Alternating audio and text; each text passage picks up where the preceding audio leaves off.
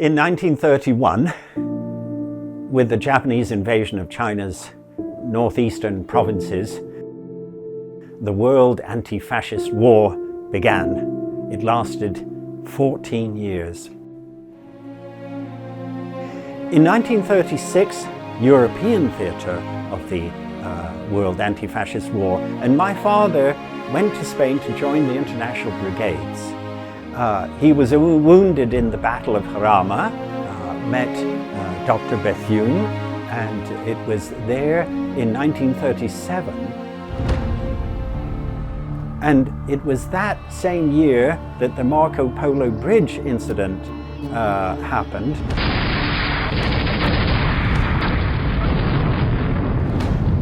Which marked the start of Japan's full-scale war of aggression against China.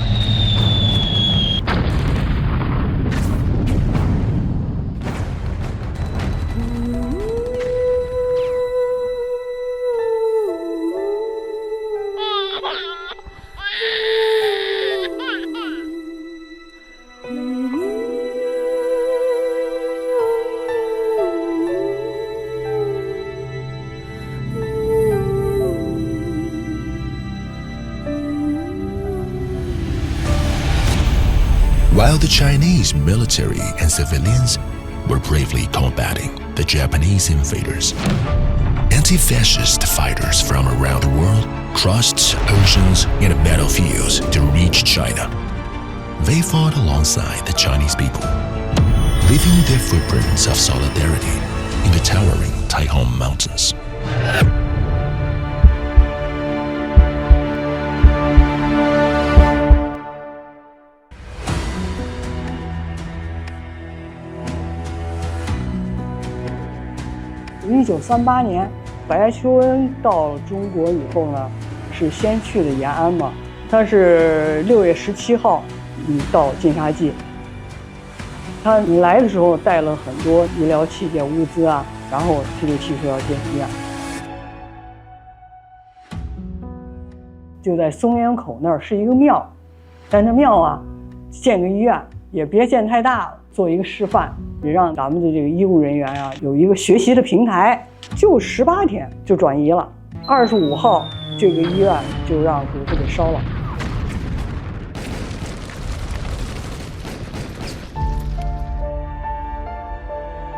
白求恩有个什么渴望呢？就是直接上战场去救护伤员，他非常迫切。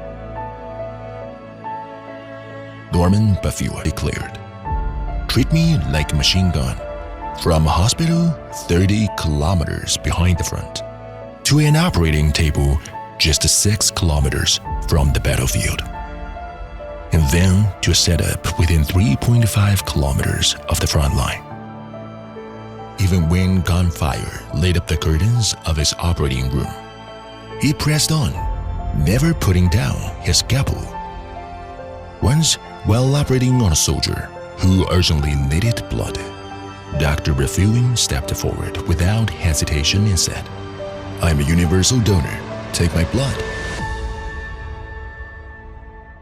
就是他把这个书写技术，他是第一个带到了咱们八路军，带来以后又把方法教给咱们，然后把大家都给招进来，跟大家讲这献血对伤员多么重要，对咱们的身体不会有什么损害。就大家讲出去了以后，那老百姓特踊跃，一下子青壮年就报名就报了100多。就不是一个村儿，是一大片。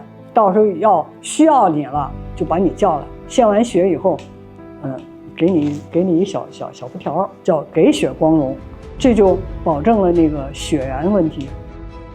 当时白求恩一看，哟，这架势，白求恩就特感动。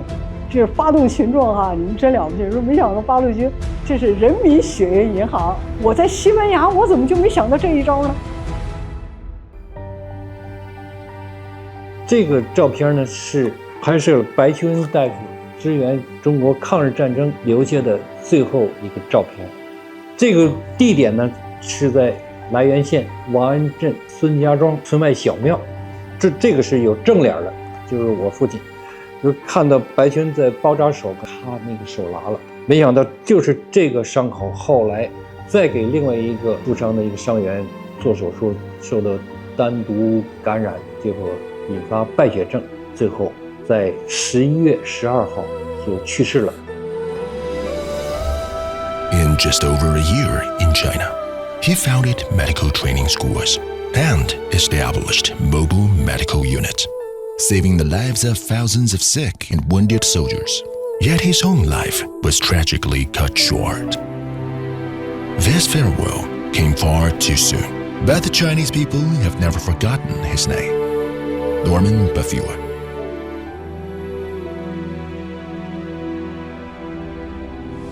His work helped to inspire many other internationalist fighters who helped China on the, including on the medical front. One of them was Kathleen Hall, Dr. Bethune called his angel.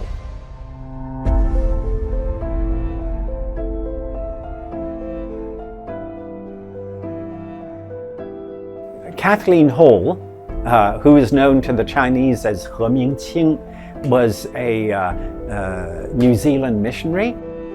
She came to China with great love, and she eventually settled in a remote, poor village of Songjiazhuang in a poor county called Quyang in Hebei province.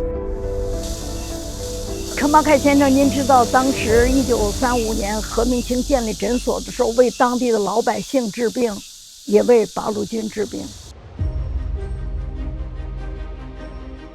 In 1938, two very special visitors had come to her clinic. Nie Rongzhen, commander of the Shanxi Chahar Hebei military area, and Dr. Norman Bethune, the medical advisor to the area. They asked for her assistance in transporting medical supplies.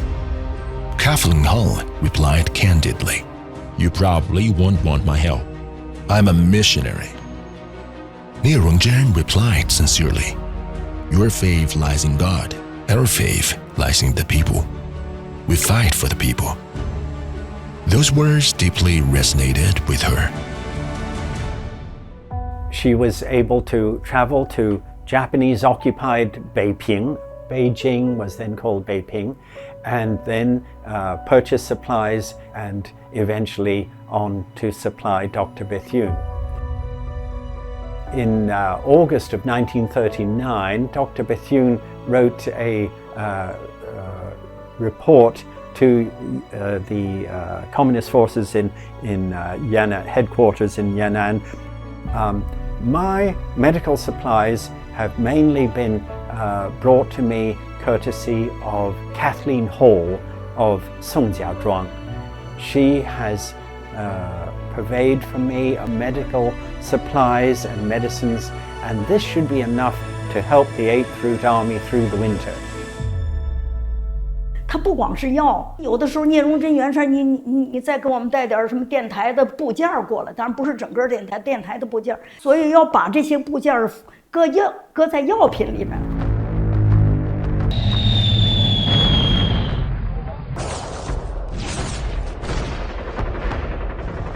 And when she saw the atrocities committed by the Japanese fascists of burning and killing and looting, she was outraged.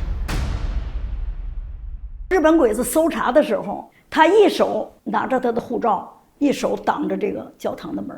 那后面是什么？这个背后，那就是咱们八路军的伤员。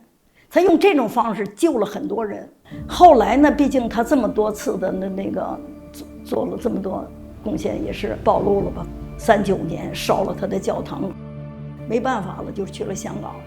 到了香港以后，就是共和国际委员会的主席，那叫何明华，中国名字叫何明华。他说：“这样吧，咱们去找宋庆龄先生吧。”宋庆龄先生马上决定介绍你中国红十字会，所以他就有身份了。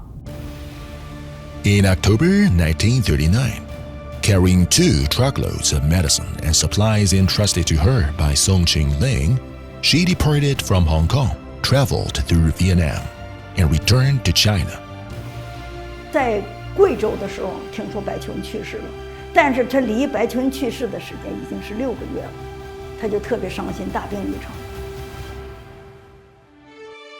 In the last letter Dr. Bethune wrote before his death, he expressed his gratitude to Kathleen Hall. Yes, she never married. She was a spinster, but when asked, she said, I married China. 最后93年的时候，他的骨灰一部分撒在咱们这莲花山上。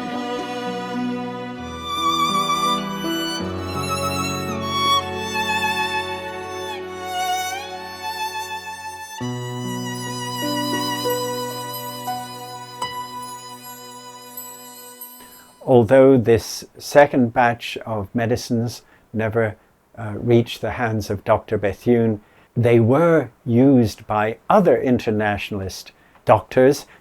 For example, the Indian doctor, Dr. Kotnis.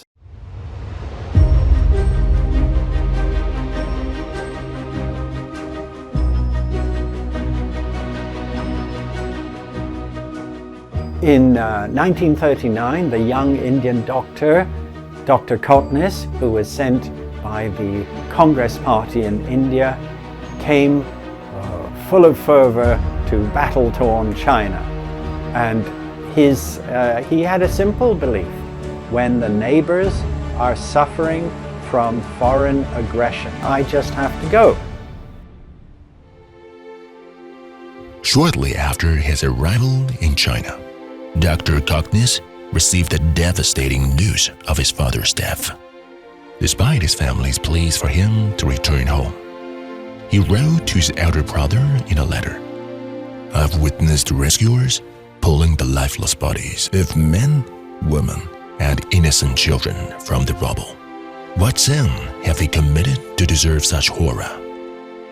Please console Mother as best you can. My heart aches that I cannot be there to help.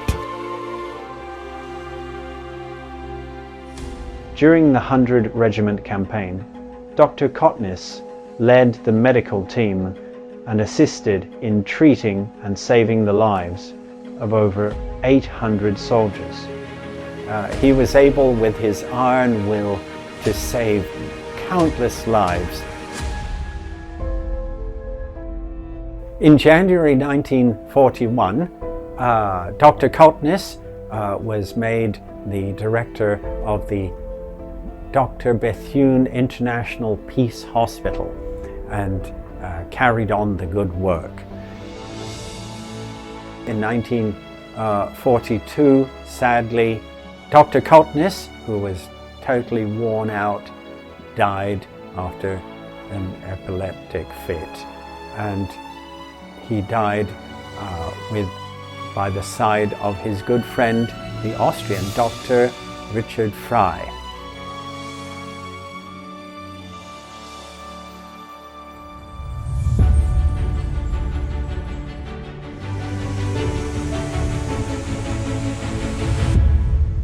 In 1938, Richard Frey, a young Austrian communist, was persecuted by the Nazis.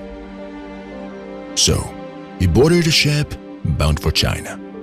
Having heard of an anti-fascist force there, the 8th Route Army, led by the Communist Party of China. 傅来呀，是在39年初就到了中国，因为他的目的是要去找共产党八路军嘛，所以呢，他就赶快要北上，他就从上海就到了天津。在天津找工作，有业余时间的时候，他就到外面去看看能不能接触到有关的人。警察这边去司令员别永贞已经知道了那个消息，就是同意你去了。当时那个傅来听到那个消息了以后，简直，他说非常激动，非常高兴，我可找到了。别永贞司令员接待了他。问他的名字啊什么的，他也听到傅来，那好，我给你取个名字，那个就叫傅来嘛，那以后。Nirongjen explained, in German, the name Frei literally translates to freedom. You left your homeland occupied by fascists and came to China in pursuit of freedom. This name suits you well. 而且问了他会什么，能够做什么哈。李永珍就跟他说：“那好，那你就到那个北求恩学校去。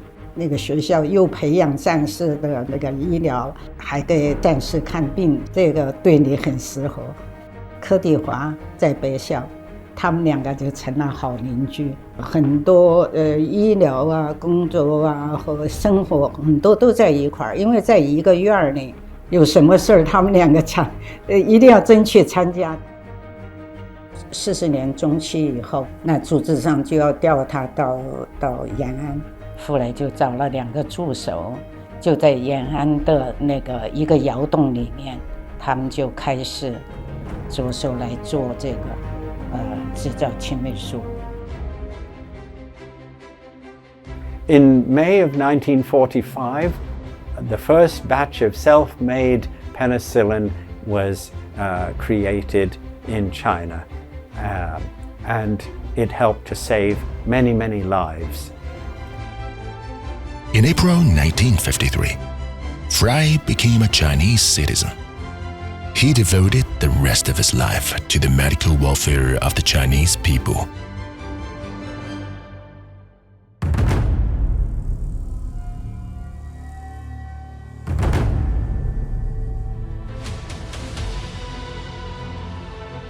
Looking back over the years, it's been 80 years, and who were they that were fighting on this front in China? Well, there were people from all classes, professions. There were workers and peasants and intellectuals, wealthy people, poor people, and also people from different countries came. And if you look back at Europe, same thing. People cut across class boundaries, national boundaries, and even religious belief to fight together against the fascists. This is a real epic story. It is only when we cast aside our differences and work together that we can achieve peace. This year is the 80th anniversary of the victory of the World Anti-Fascist War. And now we continue to stand side by side to work towards a prosperous, peaceful, beautiful world.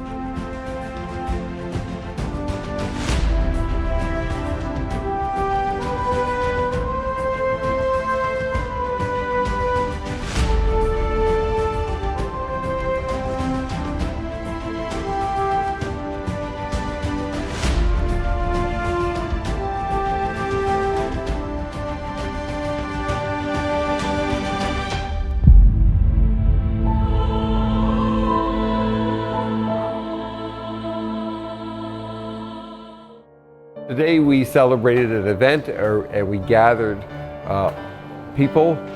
So China was blessed with all sorts of international friends to work side by side.